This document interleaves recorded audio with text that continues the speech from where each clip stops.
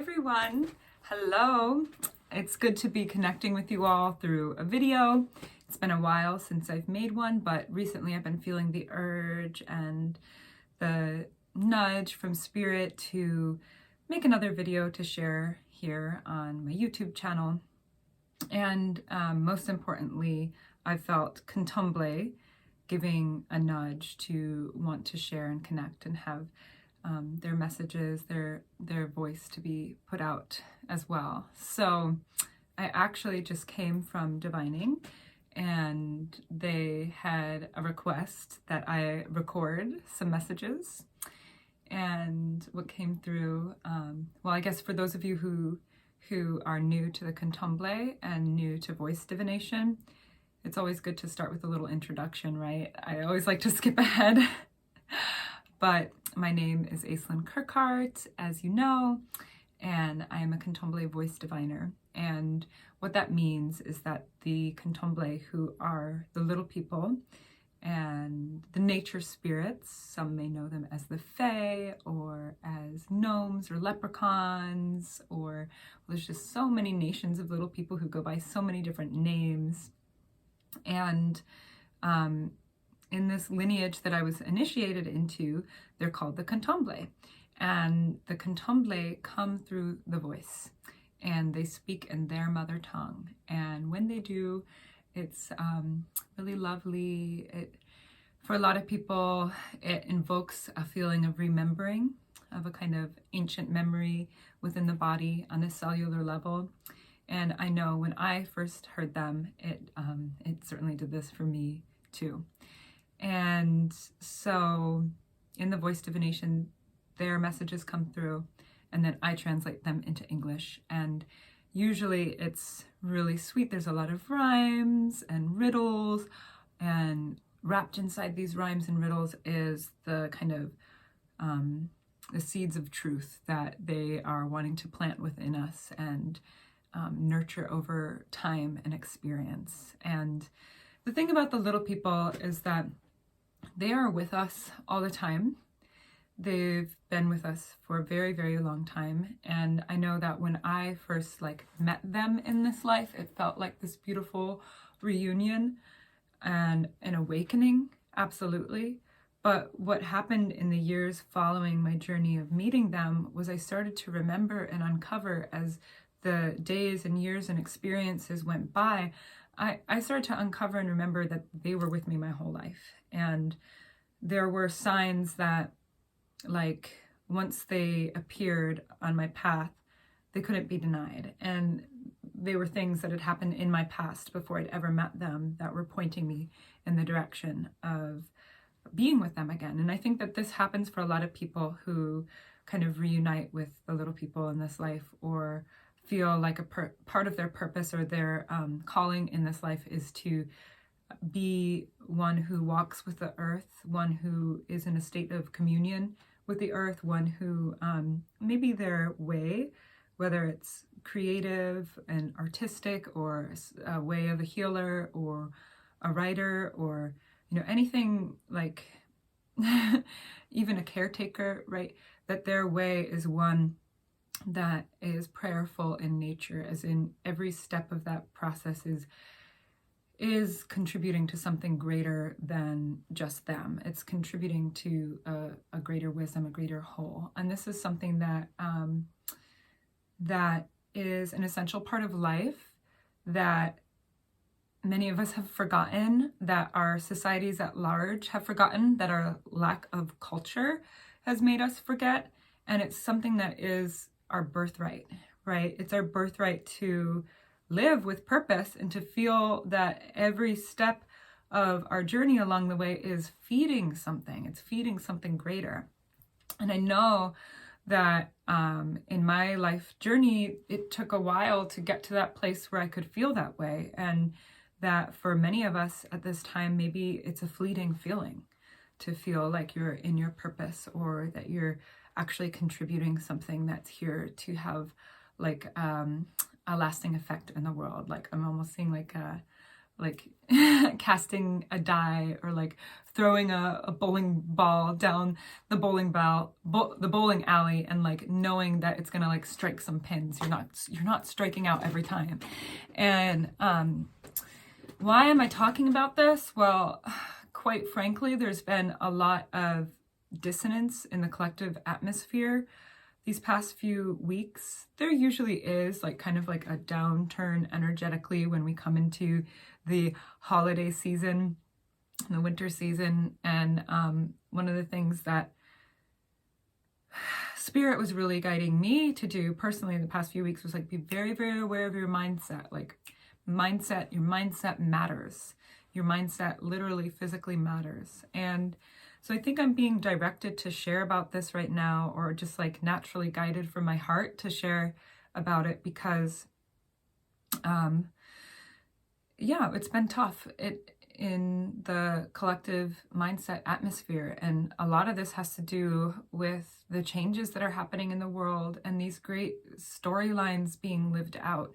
And technology, like, and this call, this urge that's coming from a lot of people in these more spiritual communities to be in their sovereignty. And how do you be in your sovereignty when you're in the face of XYZ, like this and that and that and the other? Like when you're in the face of such disparity, such, I want to say like dissolution. There's also this kind of like rage that's been distorted, that's living inside a lot of these storylines that are blasting out through the media at this time. And so how do you maintain your sovereignty in the face of that? And that's something that I've been exploring a lot lately and diving deep into. And there are a lot of components to it, especially when you're dealing with the modern world and dealing with technology. And I don't want to get too much into like a wormhole with it, but I did want to touch on it and say a little bit about like bringing mindfulness to how we engage with our technology, and how like if we're like making sure that the connections that we make through technology can actually feed us and nourish us and isn't something that's feeding off of us. This is important. And one of the ways that I've personally found how to do this is by creating boundaries with certain platforms and systems, and like boundaries with email, or boundaries with Instagram, or boundaries with this and that. And I know that if you're listening to this right now, you're on a device listening and connecting. And I think that's beautiful. And I think that that's part of the purpose of like how we want to be using these platforms to share and nourish and connect, which is why I'm even stretching myself beyond my like own inner limit of feeling like, oh, it's scary to make a video or whatever. Like I feel the call from my heart to do it. And so what I wanted to share about technology is recognizing that you have the power within you to proclaim your sovereignty in the face of working with your devices. And just also knowing that, like, what I really want to talk about is this energy, the AI energy, or artificial intelligence energy. There's a lot of different, there's like a lot of disparities in the collective conversation about what this is right now. And what I wanted to share from my own experience and from what Kontomblé and Spirit have shown me over the years, that may not be new information to some people, but it still feels important to share, is that the AI energy, it comes under this guise of being like modern and shiny and being like the future and the new world. But the thing is, it's really not new. It's quite ancient in nature. Like AI energy is just as ancient as some of our oldest ancestors. And what is playing out for us right now in the collective at this time is like a reverberation, or a kind of like karmic replay, or repatterning and repeating of these like ancient rumblings, or these ancient tumblings, or like one way to say it is like, you know, fights ancient fights that have been happening over thousands of years, like tens of thousands of years. And one of those main fights is for your sovereignty. And so I think it's just important to presence this and speak it and let it be known that like you have every right to proclaim your sovereignty in the face of these things, because your ancestors are also with you and beckoning you to step up and step forward into your medicine. And just, you know, why did I feel called to share this piece about AI energy being not being new, but being old, is because I feel like there might be a key there for some people to start unlocking some things. And I think that's about it for now. And I might share more as things unfold in time, especially if there's any questions from any of you. I'm happy to be in conversation about these things. But I just really wanted to bring that forward because I think that there's a lot of storylines out there trying to make it look really shiny and appealing and like you need it. And the truth is that you don't. Like, you are of the earth and you have always been of the earth. You were born unto the earth. Your ancestors are of the earth. And a lot of people who are diving into their spirituality or just maybe in the beginning of their journey, for them it can be helpful to hear that your earth team is really important. They're the primary ones that you should be going to and tending to right now. And that's a message that's come in again and again and again over the last several months through the Kontomblé. So just wanted to share that. And I feel pretty complete with my sharing for today. I am going to hand it over to the recording that I have made earlier from the Kontomblé. It's a really sweet message, just about 8 or 9 minutes long, where they have some things that they wanted me to share with you all. So thank you for joining me on this journey of this video, for hearing about what's on my heart. And I look forward to connecting with you all in the future, maybe even seeing some of you all in person one day. And I'm sending lots and lots and lots of love. Okay. Bye for now. So hello everyone. This is a recording of Kontomblé divination. I've just been sitting here connecting with a Kontomblé, and they are wanting to bring through a message. They just let me know that they want to come through and share something that I will be sharing with the friends of Sings with Trees and this beautiful community. So without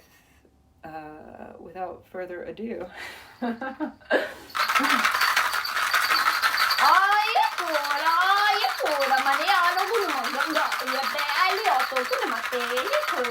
They say hello, hello, hello to you, all of you fairies sitting in your trees. Hello, hello, hello to you, all of the fairies dancing in the breeze. They say, are you listening? Are you listening? Are you listening to the bees? They say the bees, they've been treated like an oxen. The bees, they've been treated with a toxin. The toxins of the oxens, the toxins of the oxens, the toxins of the oxens. They say the toxins of the oxygenators. The toxins of the oxygen haters.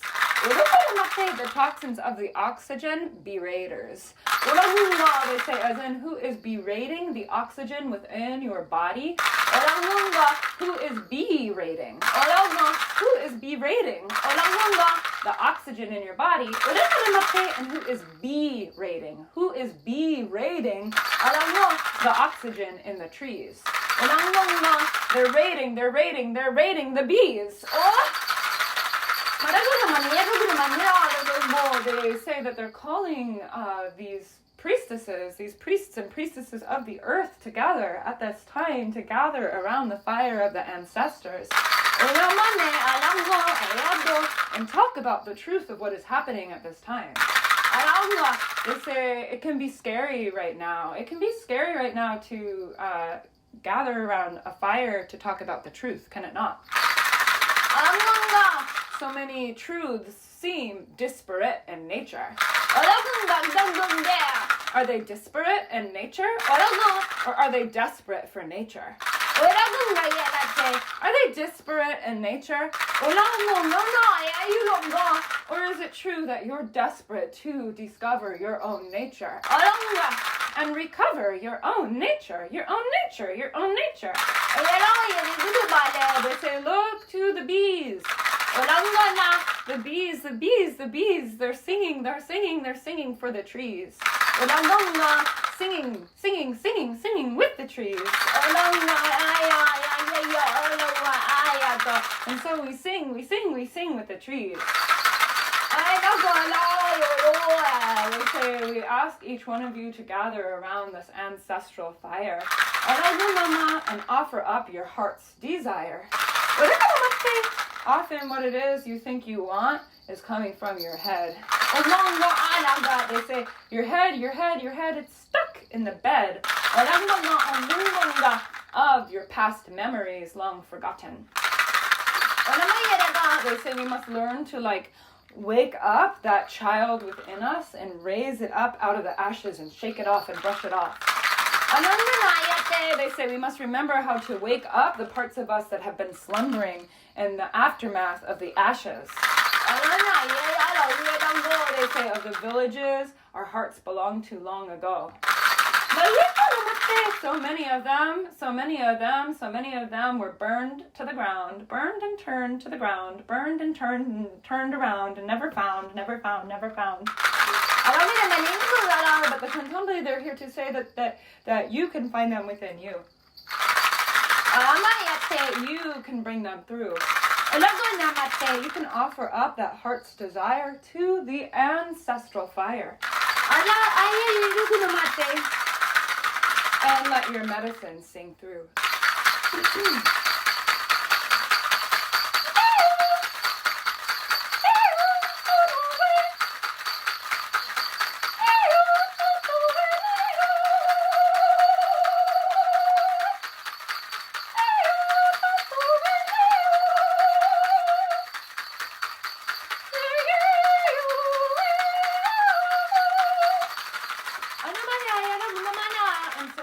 Gentle-hearted ones forward to wear the white robe, of the little girl, to wear the white robe of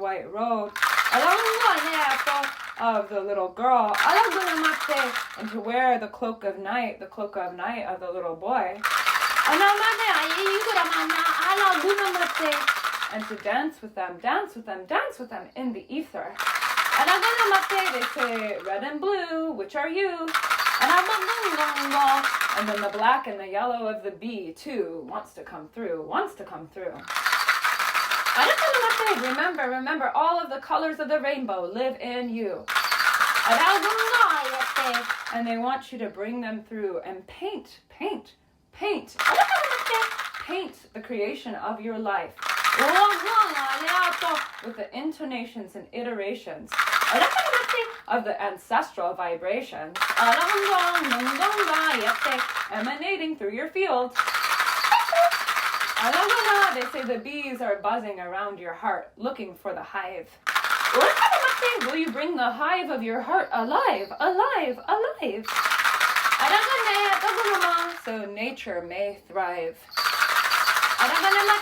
And so we leave you with this, our friends. They say, we'll see you at the other end of this rainbow-laden tunnel.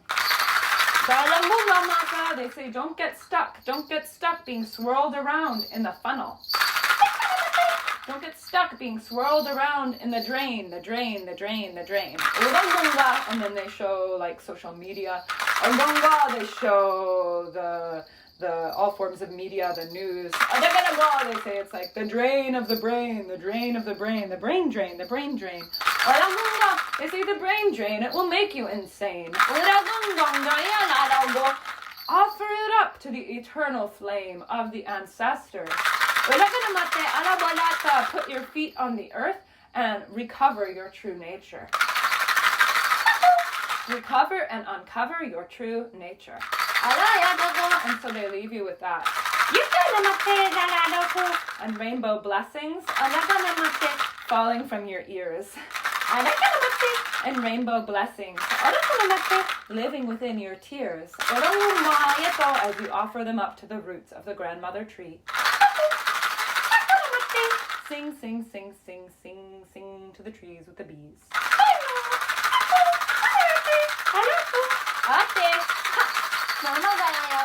Thank you, Kontomblé. Thank you.